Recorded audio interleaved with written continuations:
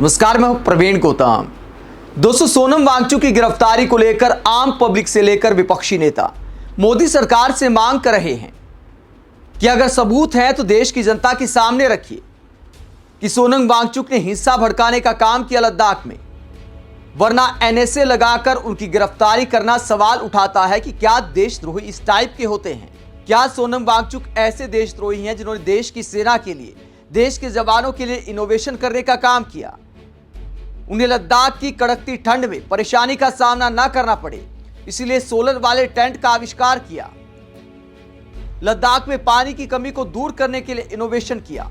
ऐसे अनेकों पेटेंट सोनम वांगचुक के नाम हैं जो देश के काम आते हैं। क्या ऐसे देशद्रोही होते हैं जो तिरंगे की छाया तले गांधीवादी तरीके से अपनी आवाज उठाते हैं, सरकार के सामने अपनी मांग रखते हैं?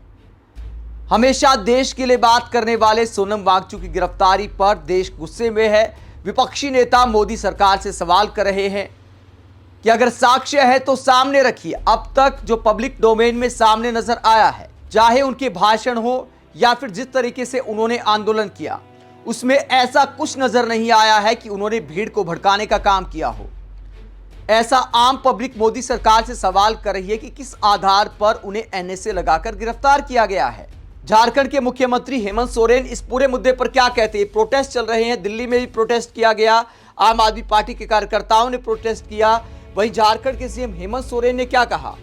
उम्मीद की एक और किरण सलाखों के पीछे, जल जंगल जमीन भाषा संस्कृति अधिकार की रक्षा एवं देश के लिए समर्पित एक और मजबूत आवाज को गुमनाम बनाने के लिए किए जा रहे षड्यंत्रों पर पूरे देश की नजर है। तो सोनम वांगचुक की गिरफ्तारी पर हेमंत सोरेन कहते कि उम्मीद की एक और किरण सलाखों के पीछे चली गई है। इसके अलावा आम आदमी पार्टी के सांसद संजय सिंह वीडियो जारी करते हुए क्या कहते हैं मोदी सरकार को, जरा सुनिए। जय हिंद साथियों, आज सोनम वांगचुक जी को गिरफ्तार कर लिया गया। कौन है सोनम वांगचुक? वो जो बच्चों को शिक्षा देने का काम करते हैं। कैसे बच्चों को? जो बच्चे फेल हो जाते हैं, जिन बच्चों को शक्ति देने का काम, ताकत देने का काम हमारी व्यवस्था नहीं करती, उसके लिए लंबे समय से अपना जीवन समर्पित किया था सोनम वांगचुक। किस सोनम वांगचुक को गिरफ्तार किया गया? जिन्होंने पिछले 5 साल से लगातार सरकार से मांग किया कि 6th शेड्यूल के हिसाब से लद्दाख के लोगों को उनका अधिकार दिया जाए, शिक्षा का अधिकार, रोजगार का अधिकार, जमीन का अधिकार, स्वास्थ्य का अधिकार और एक पूर्ण राज्य का दर्जा लेह लद्दाख कारगिल के लोगों को दिया जाए। ऐसे सच्चे देशभक्त गांधीवादी नेता सोनम वांगचुक को आज गिरफ्तार कर लिया गया, देशद्रोहियों की धारा लगाकर एनएसए लगाया गया उनके ऊपर। क्या अपराध है सोनम वांगचुक का? यह कि वो 15-15 दिन, 20-20 दिन का आमरण अनशन कर रहे थे, यह कि उन्होंने लद्दाख से लेकर दिल्ली तक पदयात्रा की और मोदी जी से बार बार हाथ जोड़कर विनती किया, अनुरोध किया, यह उनका अपराध था। यह अपराध था कि वो लद्दाख के लोगों के लिए वहां एक पूर्ण राज्य की मांग कर रहे थे। और मोदी सरकार ने आज जो काम किया है वो एक हिटलर शाही का उदाहरण है, तानाशाही का उदाहरण है। मैं मानता हूं लोगों के सब्र का बांध टूट गया, लंबे समय तक वो लोग आंदोलन करते रहे और फिर वो आंदोलन एक प्रकार से हिंसा के रास्ते पर चला गया। लेकिन हिंसा के रास्ते को बढ़ावा नहीं दिया सोनम वांगचुक ने। सबसे पहले बाहर निकल के आए, हाथ जोड़कर लोगों से अपील की, शांति की अपील। हिंसा हमारा रास्ता नहीं है, उन्होंने कहा, और अपना आमरण अनशन तोड़ दिया। लोगों से अपील की, हमें शांति के रास्ते से अपना अधिकार पाना है। और ऐसे व्यक्ति को आप देशद्रोही कह रहे हैं? मोदी जी, ये गलती मत कीजिए। वो चीन की सीमा से लगा हुआ राज्य है, लगा हुआ क्षेत्र है, और लद्दाख के लोग सच्चे देशभक्त हैं। वो भारत माता के साथ खड़े हैं, भारत के साथ खड़े हैं। लेह लद्दाख कारगिल के लोगों ने हमेशा चीन की घुसपैठ का विरोध किया है, चीन के खिलाफ खुलकर बोले हैं। वो भारत की सेना के साथ खड़े रहे, भारत की सरकार के साथ खड़े रहे, भारत माता के साथ खड़े रहे। और आप ऐसे व्यक्ति को देशद्रोही कह रहे हैं, उनके ऊपर एनएसए लगा रहे हैं। बहुत ही अफसोस की बात है। हम सब लोग लद्दाख के लोगों के साथ हैं, सोनम वांगचुक के साथ हैं, उनकी मांगों के साथ हैं। जय हिंद। तो आम आदमी पार्टी के सांसद संजय सिंह नम आंखों के साथ सवाल कर रहे हैं। दोस्तों, सोनम वांगचुक के बारे में ये बातें सुनकर बहुत सारे लोगों की आंखें नम हो जाती हैं। ये क्या देशद्रोही वाकई ऐसे होते हैं? जो सोनम वांगचुक लद्दाख की घाटियों से तिरंगा लेकर वीडियो बनाते, क्या वो देशद्रोही हो सकते हैं? रोंगटे खड़े हो जाते इस खबर को सुनकर, क्योंकि सोनम वांगचुक सच्चे गांधीवादी दिखाई देते हैं। क्या लोगों को ऐसे जेल में डाला जाएगा? ये सवाल विपक्षी नेता उठा रहे हैं। अगर आपके पास साक्ष्य है तो सामने रखिए, वरना इतने गंदे तरीके से क्या देश के लिए बोलने वालों को इस तरह गंदे तरीके से ट्रोल किया जाएगा? किस तरह के वीडियो वायरल किए जा रहे हैं, अर्थ का अनर्थ निकाला जा रहा है। ऐसा कोई भी वीडियो पब्लिक डोमेन में नहीं है जहां सोनम वांगचुक हिंसा भड़काते नजर आए हों।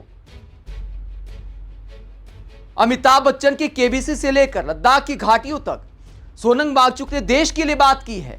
तो क्या ये सारी बातें करना गुनाह हो गया है? इस बात में कोई दो राय नहीं कि लद्दाख में जो हिंसा हुई उसकी निंदा होनी चाहिए, और सबसे पहले आगे आकर सोनम वांगचुक ने निंदा की है। देश ने देखा है, तो जो देश ने नहीं देखा है, या तो मोदी सरकार को उसे दिखाना चाहिए, या फिर माफी मांगते हुए सोनम वांगचुक को रिहा करना चाहिए। यह देश की आवाज है कि दूध का दूध, पानी का पानी इस मामले में होना चाहिए। यह नहीं हो सकता कि चुपचाप लोगों को देशद्रोही बताकर जेल के अंदर ठूस दिया जाए। क्या यह लोकतंत्र में होता है? वरिष्ठ पत्रकार रवीश कुमार इसे लेकर क्या कहते हैं? रवीश कुमार कहते हैं कि जेल भेजने के अलावा आता ही क्या है? लोगों के लिए बोलना, देश के खिलाफ बोलना हो गया है। सोनम वांगचुक को रिहा करना चाहिए, बंद होना चाहिए सब। आज ही असम में बीटीसी के वोटों की गिनती हुई है, इसका संबंध भी 6ठी अनुसूची से है। मैंने अपने एक मित्र से पूछा था कि भारत ने मैन्युफैक्चरिंग में तरक्की क्यों नहीं की, तो उसने कहा कि कैसे होगी तरक्की, मेक इन इंडिया का प्रतीक चिन्ह सिंह बना देने से नहीं हो जाती है। लोगो रख दिया है लोयन का और पब्लिक को डरा डरा कर मेमना बना दिया है। यही कारण है कि 11 साल निकल गए और नतीजा जीरो। चुनाव जीतने के लिए खाते में 10,000 डालने पड़ रहे हैं, ऊपर से हेराफेरी के 100 आरोप अलग। तो रवीश कुमार सवाल उठा रहे हैं कि पब्लिक के लिए बोलना, अपने अधिकारों के लिए बोलना, क्या इस देश में गुनाह हो गया है? यही सोनम वांगचुक जब पीएम मोदी की तारीफ किया करते थे तब बीजेपी की आंखों के तारे थे। अब मोदी सरकार से सवाल करना शुरू कर दिया, उनके वादे याद दिलाना शुरू कर दिया, तो किस तरह की गंदी ट्रोलिंग की जा रही है। दोस्तों, कायदा यह बनता है देश के गुस्से को समझते हुए देश के लोकतंत्र में सबका भरोसा कायम रहे, या तो सरकार को सोनम वांगचुक की गतिविधियों के सारे सबूत पब्लिक डोमेन में रखने चाहिए, प्रेस कॉन्फ्रेंस करके बताना चाहिए, देश को समझाए तो सही कि आखिरकार सोनम वांगचुक देशद्रोही कैसे हैं, लद्दाख में कैसे उन्होंने हिंसा भड़काई। क्योंकि पब्लिक डोमेन में तो ऐसा कोई बयान नजर नहीं आता है। लेह लद्दाख में जब हिंसा हुई तो सोनम वांगचुक ने सामने आकर बोला था कि आपने मेरे किए कराए पर पानी फेर दिया है, हिंसा का रास्ता हमारा रास्ता नहीं है, ये साफ शब्दों में बोला था। फिर आखिरकार सोनम वांगचुक देशद्रोही कैसे हो गए? आम पब्लिक, विपक्षी नेता, पत्रकार सब सवाल कर रहे हैं। वरिष्ठ पत्रकार दीपक शर्मा क्या कहते हैं?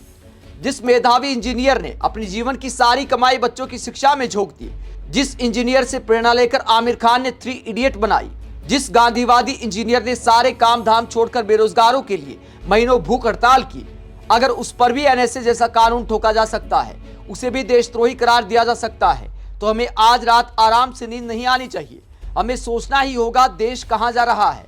ये तस्वीर शेयर की है बच्चों के साथ, जो बच्चे फेल हो जाते हैं उन्हें ट्रेन करने का काम करते हैं सोनम वांगचुक, उन्हें जिंदगी में पास करने की कोशिश करते हैं।